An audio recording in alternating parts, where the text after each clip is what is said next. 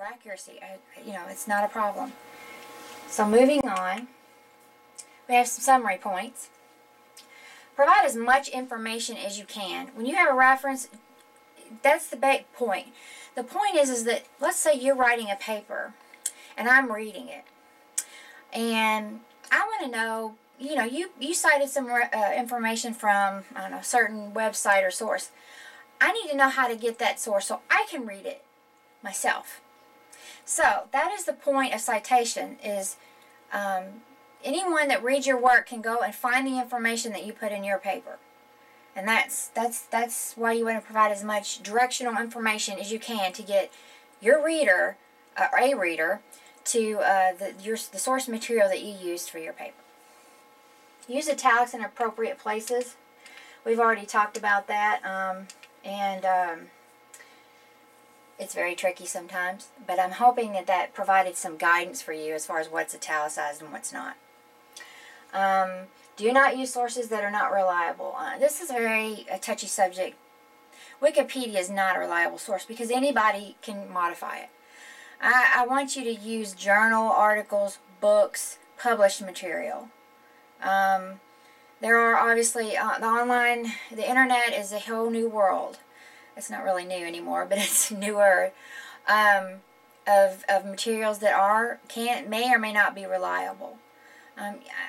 You kind of have to use your judgment, but Wikipedia, anything that can be modified by anybody without some type of peer review is really not a reliable source. Pay attention to detail and punctuation in your references. There's like periods here and little italics here, and it can get a little overwhelming, and you're wondering, how do I cite my references? Let's talk about one we looked at here. When I was talking about your discussion postings, you don't have a lot of leeway in your format. Everything's left justified, and you have to list references, and everything's on to the left. But when you're doing a Word document and you're just submitting it to the Dropbox, references should be centered just like this. First line of a reference is all the way left justified. Indented. The second and subsequent lines of one source are indented. So basically, type tab, tab, tab. Just tab over for these, and they're in double space. Same thing for the next source. That's the proper format for the APA. So that's a little bit particular, I understand, but that is the correct way, and you need to learn how to do it correctly. I would just make sure to get it in the right format like that. When you're doing a Word document, you cannot do this on your discussion postings because you cannot indent, you cannot center. So it doesn't work properly. I've tried it. It's just, so I don't expect that in your discussion postings. I do expect that in your Word documents.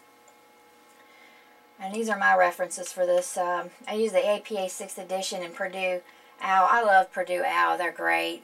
You can even submit questions. They clarify things. It's just a great resource.